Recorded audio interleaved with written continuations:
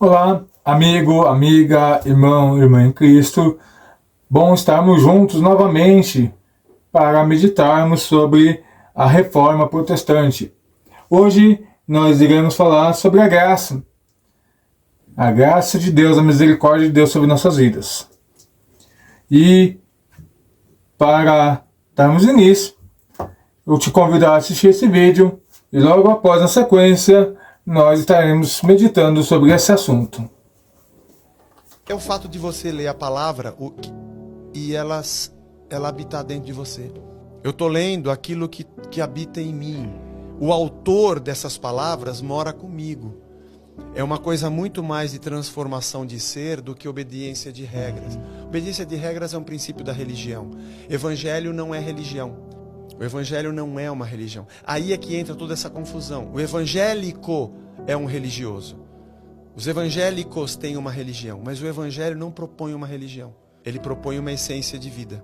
Estilo de vida. Um estilo de vida consciente, por escolha. Sim. Que nós chamamos de conversão. Eu nego o que eu era, nego a mim mesmo, tomo a minha cruz para seguir. Eu já não sou mais o que eu era. Por que você faz o que você faz? Porque agora eu sou o que eu sou. E por que você fazia aquela outra coisa? Porque eu era uma outra pessoa. Não é porque eu passei a obedecer uma nova lei, é porque eu passei a ser outra pessoa. Por que o apóstolo Paulo? Porque você perseguia cristãos e agora você prega o evangelho? Porque eu era um assassino e agora eu sou um apóstolo. O que eu fazia era só consequência de quem eu era. Muito bom. Eu não passei a obedecer uma nova lei religiosa. Eu passei a entender que eu sou um outro ser humano. E eu me arrependo do que eu era e agora eu quero ser outra coisa. Então, você que assistiu esse vídeo, talvez esteja se perguntando, mas o que tem a ver com graça? A graça daqui, segundo Efésios 2, capítulo 2, versículo 8 e 9, nos diz assim: pois vocês são salvos pela graça, por meio da fé, e isso não vem de vocês, é dom de Deus, não por obras para que ninguém se glorie. Então, a graça e a misericórdia de Deus é o fato de nós sermos salvos, porque se nós formos tentar a salvação pelos nossos próprios métodos, pelos nossos próprios esforços, nós não iremos conseguir. Então, graça tem uma definição muito interessante. Graça é tudo o que eu preciso, mas eu não mereço. Por que não mereço? Porque eu sou pecador. Eu pego e constantemente desafio a santidade de Deus, porque eu sou pecador, eu erro, eu falho, eu muitas vezes, na maioria das vezes até mesmo, tento tirar proveito de muitas situações em próprio benefício, indo contra a vontade e a misericórdia de Deus. Então, nós vemos que a graça, se não fosse por Deus, um dom de Deus, uma atribuição do próprio Deus, nós certamente não seríamos ou não estaríamos mais aqui.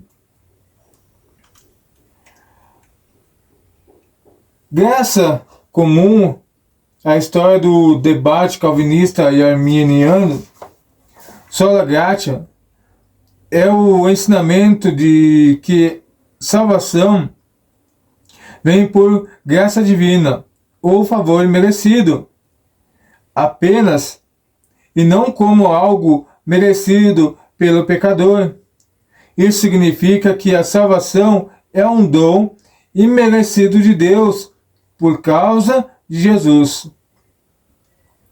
Alguns referem-se a ele como um débito presente desde que os incrédulos viveram de tal forma que perderam qualquer dom de Deus, enquanto outros afirmam que esta doutrina é o oposto das obras de Deus e choca-se com alguns dos aspectos da doutrina católica, do mérito.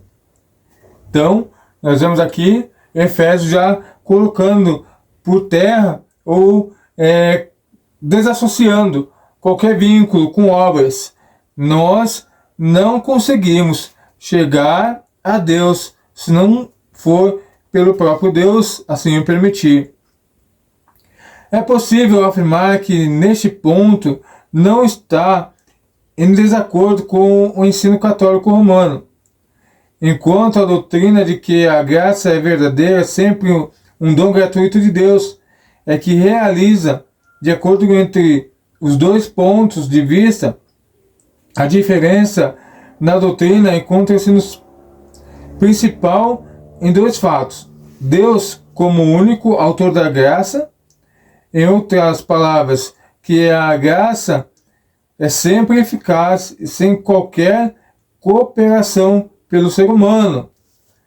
E segundo ponto, o ser humano não pode, por qualquer ação da sua parte, sob a influência da graça, cooperar com mérito para obter maiores graça para si. Essa seria a doutrina da Igreja Católica Romana. Então nós vemos que a graça, por mais que o homem tente justificar que precisamos fazer algo para adquiri-la, na verdade, graça é um favor imerecido. Graça é algo que Deus nos dá graciosamente para que possamos estar em comunhão para com Ele.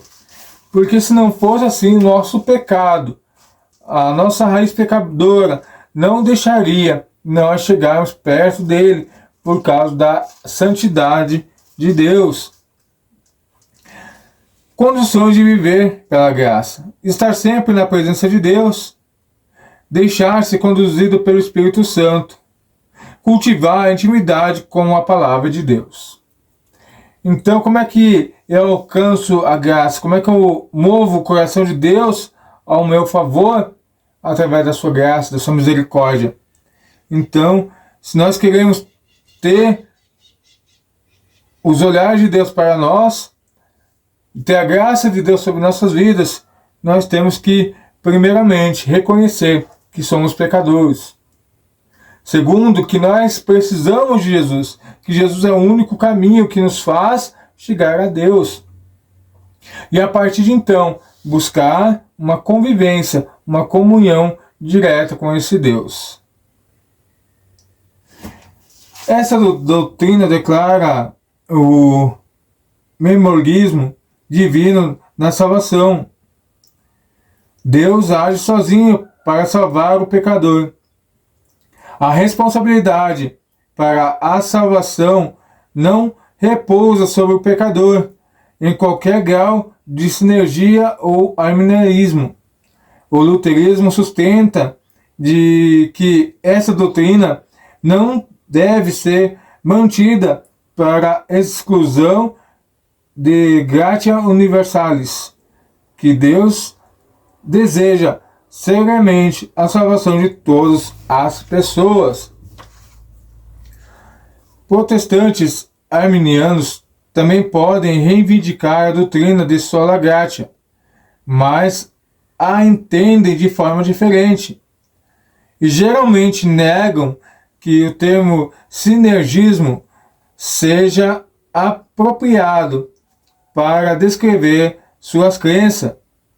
Arminianos acreditam que Deus salva somente pela graça e não por mérito, mas o ser humano, habilitado pelo que é conhecido como graça preveniente, está habilitado pelo Espírito Santo para entender o Evangelho e responder na fé. O arminiano acredita que isso é compatível com a salvação somente pela graça, mas vez que toda a salvação seja obtida pela graça, arminianos acreditam que o ser humano só é capaz de receber a salvação quando levado primeiro a fazê-lo pela graça previamente, que eles acreditam ser distribuídas a todos. Os arminianos, portanto, não rejeitam a concepção de sola gratia exposta pelos teólogos da Reforma. Então nós, para compreendermos então que a graça de Deus, ela é e faz parte da nossa caminhada e da nossa salvação. Não é porque eu faço boas obras, obras de caridade magníficas, que eu sou salvo. Não é porque eu deixei de fazer alguns rituais que iriam contra a vontade de Deus que eu sou salvo. Porque certamente nós iremos errar, nós iremos pecar, nós iremos frustrar a Deus. Por isso nós precisamos da graça de Deus. A graça de Deus é tudo o que eu preciso, mas não mereço. Que a gente possa gravar isso no nosso coração, na nossa mente, que, como disse o apóstolo Paulo aos Efésios, nós somos salvos pela graça. Pela graça, pela generosidade de um Deus que viu que sozinhos nós não íamos conseguir. E graciosamente entregou seu Filho Jesus na cruz, para que nós pudéssemos então ter a oportunidade de o conhecê-lo e de sermos salvos. Muitos desprezam a esse Deus porque não querem compromisso, não querem ter mudança de vida, não querem ter mudança de atitude. Mas aqueles que se submetem a esse Deus e experimentam de algo sobrenatural sobre suas vidas, sobre seu lar, sobre sua casa, sobre sua família. Os homens ignoram, os homens simplesmente querem viver conforme o fluxo do seu coração, rejeitando esse Deus, rejeitando a sua graça, rejeitando sua salvação, rejeitando a Cristo.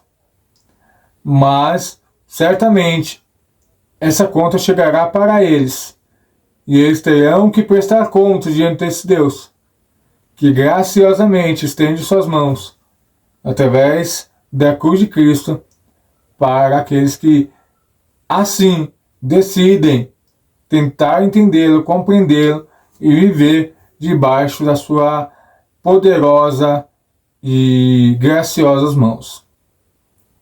Que a gente possa entender que tudo é por Ele, para Ele são todas as coisas. E através dele se fez o mundo que vivemos, e é através dele que será consumido o mundo que vivemos.